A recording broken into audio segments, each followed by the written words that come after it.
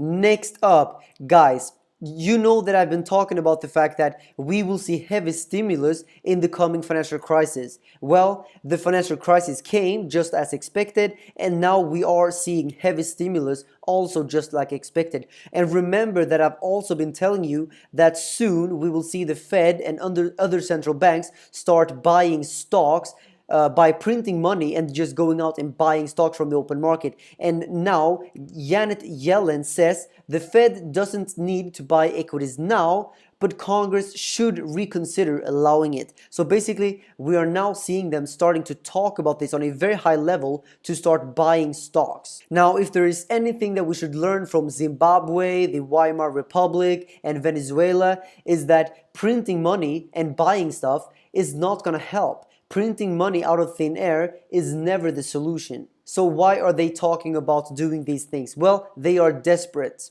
And they are desperate because the economy is completely collapsing. I want to show you this clip. This is a very, very scary and eye-opening clip. Personally, I have watched a lot of documentaries about the Great Depression, and I've been reading about the Great Depression, and this clip completely reminds me of the setting and the scenario of the Great Depression.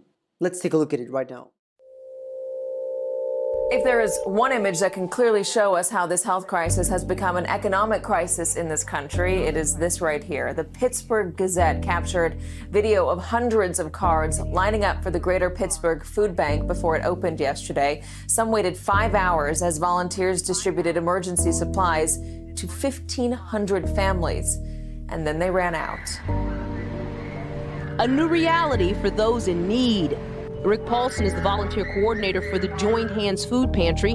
He says they've been holding the food pantry for 15 years, but have never seen it like this. Someone said it's out of a 1950s movie or a bad dream. It's just so surreal. On this day, 7,200 pounds of food was given away from the Chicago Food Depository, and it went fast. We had so many calls from people, and we knew they were first-time people because they were asking where the location was. Just moments ago, the Labor Department put out its statistics, a jaw-dropping 3,283,000 jobless claims were filed last week. 3,283,000 jobless claims. That number dwarfs any other week on record. Joining us now, former Treasury official and Morning Joe economic analyst Steve Rattner. We are clearly in a major recession with major impacts on working men and women in this country who are not going to have their jobs. The highest we saw during the Great Recession was 665,000. And this may well only be the beginning. If you looked at this scene in black and white, you would think you're back in the 1920s or 30s during the era of the Great Depression. The line outside the Bowery Mission stretches down that street in that direction, and it comes back in this direction as well. They say that the line is getting longer and longer each day that this coronavirus crisis drags on. This has always been a destination for the city's poor and homeless, but now they're seeing a lot of new faces in the crowd, they say. People who have lost their jobs, people who are not getting paid, people who are here at a food pantry for the first time. Here, they think they have enough food for about a week or so. That number that we've been looking for just crossed, and you'll forgive me if my jaw's on the ground. U.S. weekly jobless claims total 6.6 million versus 3.1 million expected. 6.6 million unemployment claims were made in this country last week. Think of that in human terms of each individual. Most of them have worked hard and long at their companies. They have pride in their work, and they're gone through no fault of their own. What we've seen through this COVID-19 crisis is that there are so many more people looking for food assistance right now. It is folks that are maybe from the service industry, from the hospitality industry, and they are seeing themselves being furloughed or out of work potentially for the first time. So for example, our mobile pantry sites, usually we have about 300 households that come, and with these distributions that we've had in the last few weeks, we've had upwards of 1,000 households come. So that is a huge increase.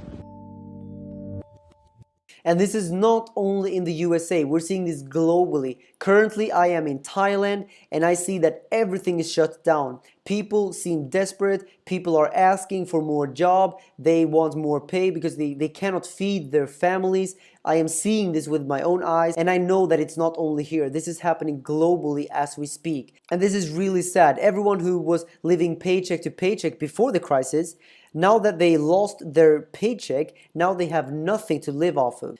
And here you can see a graph of small business in the United States. And just like Keith McCullough says here, small business way worse than any US recession. You can see here since the 80s, and you can see some of these recessions like 87. We have the dot-com bubble right there, and then the 2008 financial crisis right there. And look at this graph. It's just completely plunging.